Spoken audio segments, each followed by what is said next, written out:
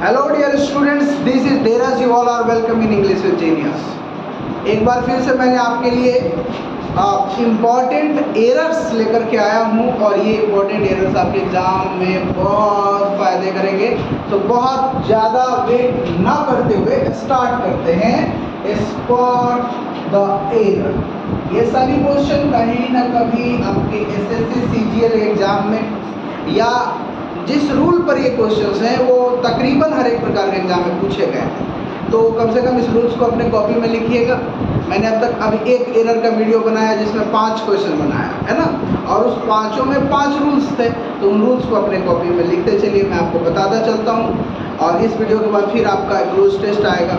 ऐसे मैं प्रयास कर रहा हूँ धीरे धीरे हर एक प्रकार के वीडियोज़ को बनाने का। चलिए स्टार्ट करते हैं बिना ज़्यादा देरी किए। पहला क्वेश्चन क्या है? We did not expected We did not expected her to behave like that in front of the boss. Question कह रहा है कि हमने एक्सपेक्ट नहीं किया था उससे कि टू बिहेव लाइक दैट, इस तरह से वह बिहेव करेगी in front of the boss. किसके सामने? बॉस के सामने। एरर तो जान रहे हो ना, एरर 3 भागों में बटा होता है, ए बी सी, और यदि कोई एरर नहीं है तो आपका आंसर हो जाएगा डी। तो आपको मैं बताऊं कि पास्ट इंडिफिनिट यदि आप पढ़े होंगे तो पास्ट इंडिफिनिट के निगेटिव में क्या होता है? डिड होता है, नॉट होता है, और उसके बाद क्या लगता है प्यारे बच्चों? भी1 का इस्तेमाल होता है। किसका इस्तेमाल होता है? भी1 का। अब आपको ऊपर में दिख नहीं रहा होगा इसलिए मैं यहाँ लिख देता हूँ। डिड, उसके बाद नॉट, और उसके बाद क्या होगा? भी1। तो ये स्ट्रक्चर याद रखना कि जहां भी डिड लग गया उसके बाद वर्ब कौन सा आने वाला है? भी1 आने वाला है। और यहाँ पर देख रहे हो वी डिड नॉट एक्सपेक्टेड लिखा हुआ है, यानी कि डिड के बाद यहाँ पर भी2 लिखा हुआ है। तो हमारा एरर कौन से पार्ट में है? हमारा आंसर एरर जो है वो ए पार्ट में है, इसलिए हमारा आंसर जो होगा वो कौन होगा? ए होगा प्यारे बच्चों। उम्मीद करते हैं कि आपको ये क्वेश्चन बहुत अच्छे से समझ में आया होगा। नेक्स्ट क्वेश्चन को देखते हैं। I wish. आई विश का मतलब होता है काश। क्या होता है? काश। I am the principle of the school. मैं उस स्कूल का प्रिंसिपल होता। तो देखो इस सेंटेंस में क्या है, याद रखना कि जब हम किसी चीज की कल्पना करते हैं, किसी चीज के बारे में इमेजिनेशन करते हैं कि काश मेरे साथ ऐसा होता, काश मैं प्रधानमंत्री होता, काश मैं इस जमाने का मालिक होता, तो क्या इस प्रकार का जो इमेजिनरी चीजें हैं, इमेजिनरी सेंटेंसेस है, उसके बाद जो वर्ब आता है वो हमेशा कौन सा वर्ब होता है? वर्ब होता है। कौन सा होता है? वर्ब। इस रूल को याद रखना कि जब भी सेंटेंस इमेजिनरी होता है, क्या?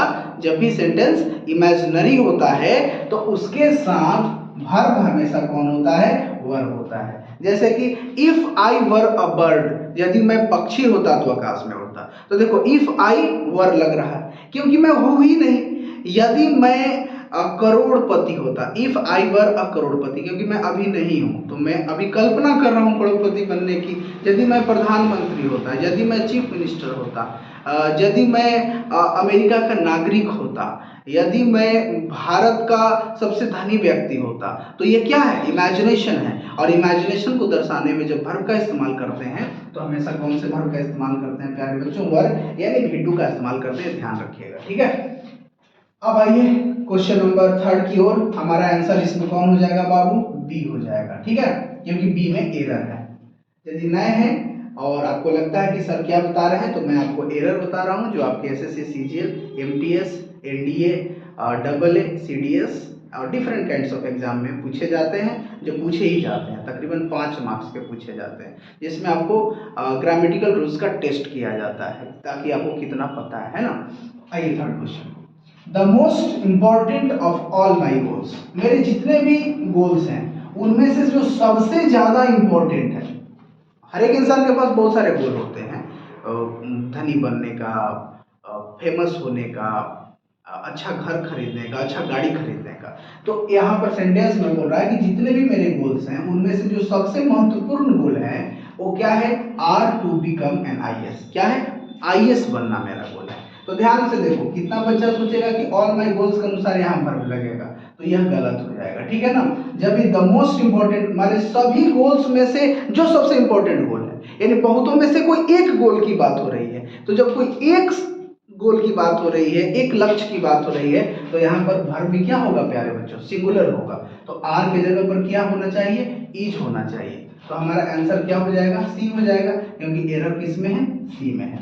उम्मीद करता है आपको समझ में आ रहा होगा। जैसे कि देखो, one of my friends is Dheeraj, मेरे बहुत सारे दोस्तों में से एक दोस्त क्या है, धीरज है।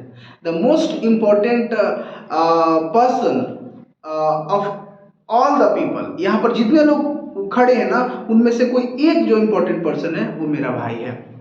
तो बहुत सारे लोगों में से एक की बात होती है, तो उसके साथ वर्ब क्या लगेगा, सिंगुलर वर्ब लगेगा, ठीक है ना। बहुत इजी रूल है, इसको ध्यान में रखना और क्वेश्चंस को लिखते चलना अपने कॉपी में, देखना एक दिन बहुत कमाल होगा, ठीक है, बहुत कमाल होगा, धीरे धीरे ही सही, ठीक है। आइए अगला क्वेश्चन है Vijaya. Vijaya saw the play, Vijaya ने क्या देखा, प्ले देखा। अब यहाँ पर देखो, प्ले वर्ब भी होता है और प्ले का मतलब नाटक भी होता है, प्ले का मतलब क्लिप भी होता है, मूवी, छोटा मोटा मूवी भी होता है। तो प्ले नाउन के रूप में भी इस्तेमाल होता है और प्ले वर्ब के रूप में भी इस्तेमाल होता है। तो यहाँ पर ये जो प्ले है वो नाउन के रूप में इस्तेमाल हुआ है, ठीक है ना, तो यहाँ पर कोई दिक्कत नहीं है। Vijaya saw the play in a auditorium near her house, Vijaya जो है एक लड़की है, उन्होंने अपने घर के बगल में एक ऑडिटोरियम है, वहां पर उन्होंने प्ले देखा। अब याद रखो ऑडिटोरियम है, यदि हम ऑडिटोरियम को ऑडिटोरियम हम जब लिखेंगे इसको हिंदी में, तो पहला अक्षर क्या आ रहा है, आ रहा है। तो याद रखना कोई भी वर्ड हो, यदि उसको हम हिंदी उच्चारण करते हैं और उसका उच्चारण का पहला अक्षर यदि अ से अ तक के बीच में आता है, तो उसके साथ क्या लगता है प्यारे बच्चों, एन लगता है। और जिसका पहला उच्चारण क से लेकर के य के बीच में आता है, उसके साथ क्या लगता है, अ लगता है। ये बात को ध्यान रखना। कितने बच्चे इसको अ नहीं ए पढ़ते हैं, लेकिन इसको अ पढ़ा जाता है, ठीक है ना। तो यहाँ पर एन होगा क्योंकि ऑडिटोरियम है। अब यहाँ पर एक मैं और एग्जांपल देना चाहता हूँ, जो यूनिक है ना।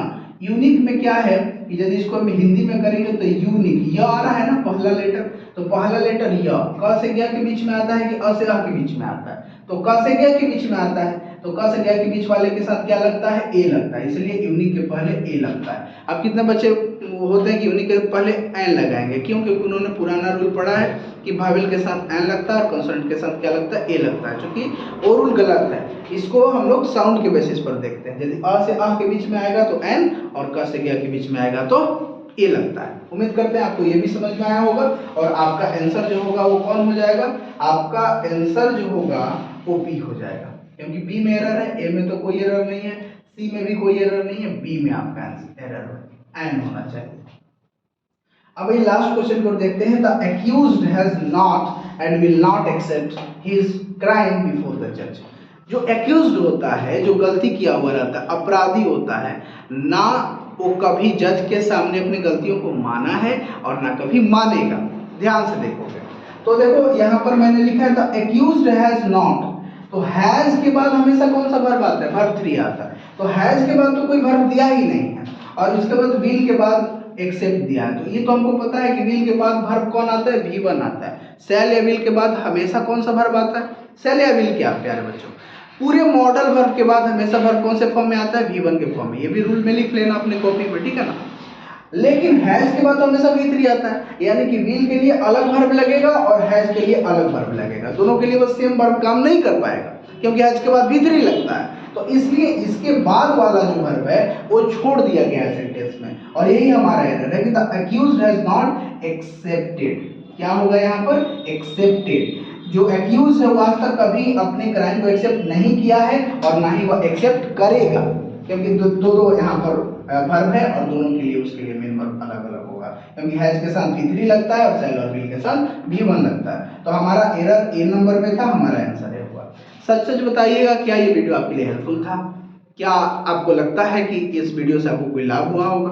बहुत छोटा वीडियो है, लेकिन मैं पूरा प्रयास करता हूं कि आपके लिए इंपॉर्टेंट क्वेश्चंस लाऊं, जो पिछले एग्जाम्स में पूछे गए हैं वो क्वेश्चंस लाऊं। आप मेरे हौसलों को बढ़ाइए। हौसलों को आप कैसे बढ़ा सकते हैं? मेरे पढ़ाने के तरीकों पर कुछ बताइए, मैं कैसा पढ़ाता हूं आपको। मेरे चैनल पर आइए, रेगुलर वॉच करिए, जो कमियां हैं उसको बताइए, और यदि आपको पर्सनली कोई प्रॉब्लम है कहने का मतलब कि आपको क्वेश्चंस पूछने हैं, हो सकता है कि कमेंट में आपने पूछा मैं नहीं बता पाऊंगा, सो आप इस नंबर पर व्हाट्सएप कर सकते हैं। इस नंबर पर यदि आप व्हाट्सएप करते हैं और इंग्लिश से आपको कोई भी प्रॉब्लम हो, किसी भी प्रकार का इंग्लिश में प्रॉब्लम हो, यदि आपको लगता है कि मेरा इंग्लिश के कारण कोई सिलेक्शन नहीं होता है, तो हम आपके साथ, I am always with you. भले आपका कनेक्शन कितना दूर है, आप कितना डेस्टिनेशन है आपका कितना दूर, कोई फर्क नहीं पड़ता, मैं आपको पर्सनली भी हेल्प कर सकता हूँ, आपको दिल से मदद करने के लिए तैयार हूँ। उम्मीद करते हैं कि आपको वीडियो अच्छा लगा होगा। अच्छा लगे तो प्लीज़ चैनल को सब्सक्राइब करिए, हमारी वीडियो को लाइक करिए और अपने मित्रों को बताइए इसके बारे में, ठीक है ना, क्योंकि जब आप बताओगे, आप कहोगे, तो मैं भी मोटिवेटेड फील करूंगा और दिन में 3, 4, 5 वीडियोज भी बनाने का प्रयास करूंगा। So thank you so much for watching this video.